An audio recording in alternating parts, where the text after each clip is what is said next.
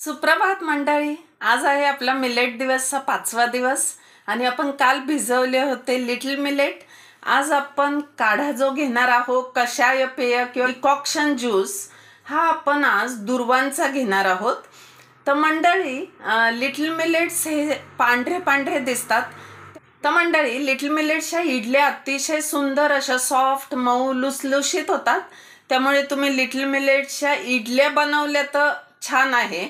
म्हणजे सगळ्या मिलेट्समध्ये लिटिल मिलेट्सच्या इडल्या या अप्रतिम बनतात. नंतर तुम्ही याच्याबरोबर परत खोबऱ्याची चटणी करा किंवा सांबर करा. सांबर करतानाही तुम्ही मिक्स डाळीचा सुद्धा वापर करू शकतात आणि याचे अगदी भजे सुद्धा खूप छान लागतात. तर एक दोडक्याचा भज्याचा जो मी प्रकार बघितलेला आहे तो अतिशय उत्तम आहे. कारण कधीही दोडकं खूप चांगलं असतं ना, आपण कमी खातो. तर हे कसं करायचं, ही नवीन रेसिपी आहे.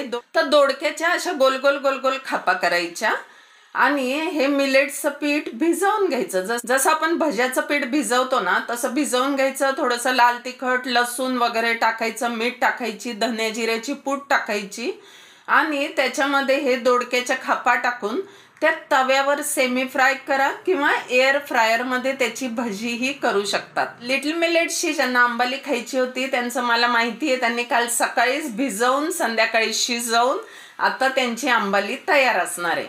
पण ज्यांची अंबाली तयार नाही ते आता इडली बनवतील, डोसे बनवतील, धिरडे बनवतील, उत्तप्पे बनवतील, काहीही बनवतील. आणि त्यात आपण सगळे सुगरणीच आहोत. त्यामुळे तुम्ही हे जे धिरडे उत्तप्पे बनवतात ना, याच्यात शक्य तेवढ्या पालेभाज्या टाकत जा. अगदी ते मिक्सरमध्ये बारीक करताना पालक टाकायची, एखाद दिवस कोथिंबीर टाकायची किंवा तुम्हाला हव्या त्या कुठल्याही पालेभाज्या तुम्ही त्याच्यात टाकू शकतात. एकदम त्याच्यात नसतील टाकायच्या तर भाजी करून बरोबर खायची. अगदी टमाटा सुद्धा बारीक करून जर टाकला ना तर टोमॅटो ऑमलेट सुद्धा मिलेट्सचं छान लागतं. आणि आज जो डिकॉक्शनचा आपण ज्यूस घेणार आहोत तो आहे दुर्वांचा काढा. अगदी त्या दुर्वाच पाहिजे, नीट बघा, कुठलंही गवत घेऊन येऊ नका. त्यामुळे दुर्वांचा काढा हा अतिशय उत्तम असतो. एक अगदी 15-20 काड्या एखाद्या व्यक्तीला मिळाल्या तरी खूप आहे. तर मंडळी, चला आज लिटिल मिलेटचा डाएट सुरू करा. मस्त दुर्वांचा काढा घ्या, नंतर फिरायला निघा. दिवसभर भूक लागली तर कच्चं तुम्ही काहीही खाऊ शकतात. म्हणजे तुम्ही अगदी भाजीपाला सुद्धा बिनधास्त कच्चा खात जा. फळं तर आपण खातोच, पण भाजीपालाही अवश्य खावा.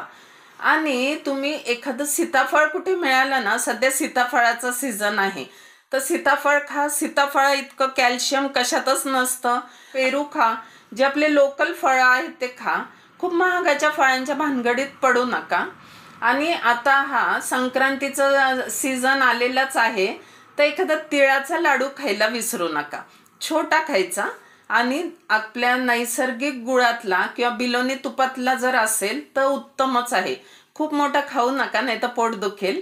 आणि तेल जसं मी तुम्हाला सांगितलंय ते आपल्याला बदलून बदलून वापरायचंय. तुम्ही आता जर सुरुवातीला शेंगदाणा तेल वापरत असाल तर दुसऱ्या तिसऱ्या दिवशी तुम्ही बदलून घ्या, दुसरं करडईचं घ्या, तिळाचं घ्या. खोबरेल तेल अतिउत्तम आणि कुठलंही तेल कमी वापरलेलं अतिउत्तम.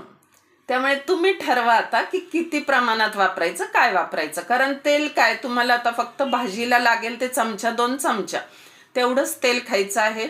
संध्याकाळचा वॉक कंपल्सरी करा.